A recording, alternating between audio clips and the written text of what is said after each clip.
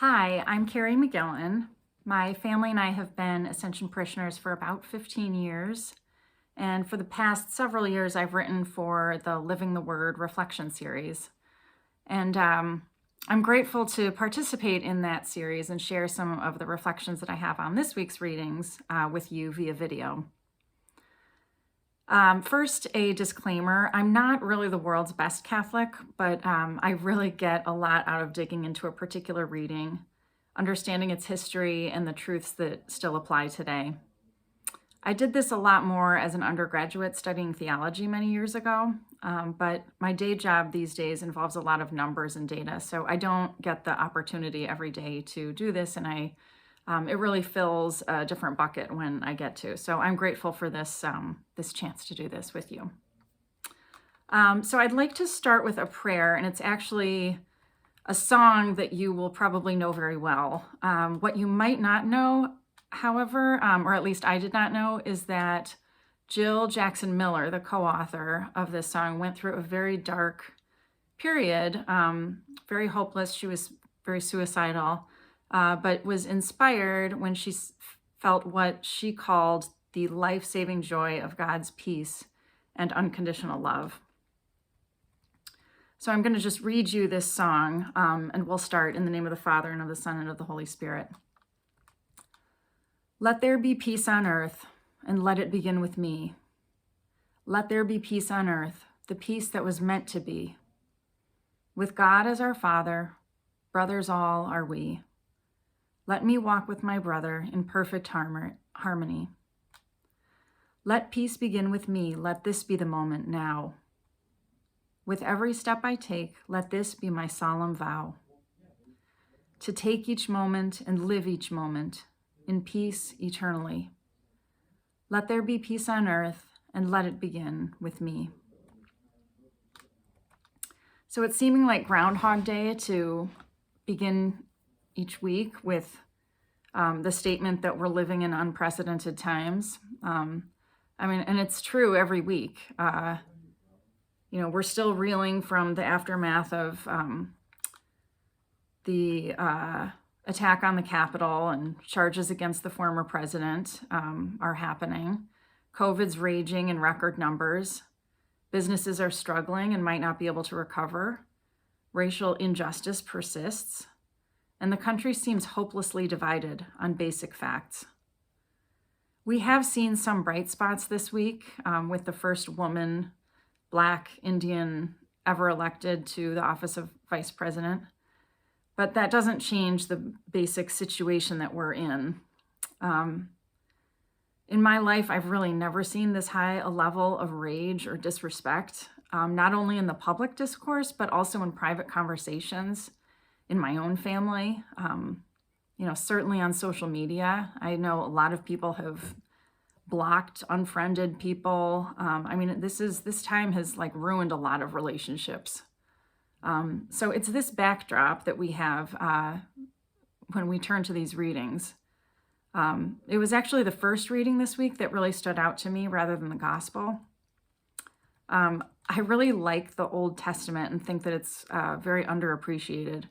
It's full of drama and violence and stories of heroes who really make a lot of mistakes. So I think it's nice in times like this to turn back to the Old Testament and find some characters that can be a bit relatable. So here we go. It's a reading from the book of Jonah. The word of the Lord came to Jonah, saying, "Set out for the great city of Nineveh, and announce to it the message that I will tell you." So Jonah made ready and went to Nineveh according to the Lord's bidding. Now Nineveh was an enormously large city. It took 3 days to go through it. Jonah began his journey through the city and had gone but a single day's walk, announcing, 40 days more and Nineveh shall be destroyed. When the people of Nineveh believed God, they proclaimed a fast, and all of them, great and small, put on sackcloth. When God saw by their actions how they had turned from their evil way, he repented of the evil that he had threatened to do, and he did not carry it out. The word of the Lord. Okay, so this passage is really just a snippet of the larger story of Nineveh and Jonah and the whale who swallowed Jonah that you probably have heard 100 times. And you might know that the book never actually says whale, but rather big fish. Not that this matters, because of course the central truth doesn't lie in literal interpretations of the more fantastic elements. So what is the central truth about Nineveh and Jonah? Let's explore each in turn. So we don't know much about what the people of Nineveh actually did outside some of the descriptions in these adjacent chapters.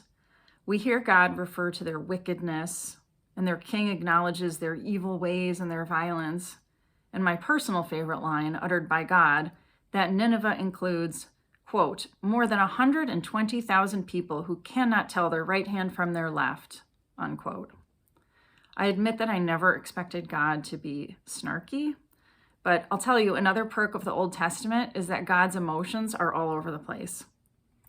I sympathize with this snarky God, and I definitely have rolled my own eyes, thinking that a good chunk of our population has lost its mind. The funny thing is that many of those people think the same thing about me.